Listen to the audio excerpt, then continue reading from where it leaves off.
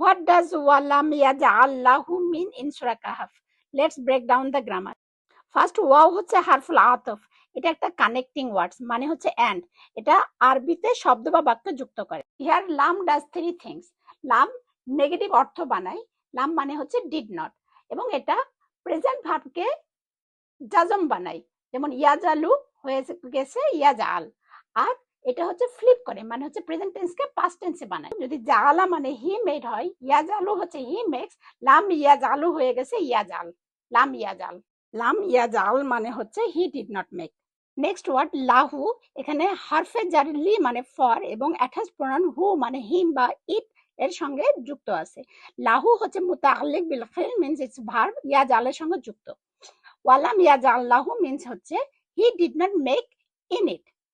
এখন হচ্ছে কুইজ, লাম ইয়াজাল মানে কি, he makes or he did not make? Comments করুন। আহসানতুম। Follow for next part, comments and share. Assalamu alaikum.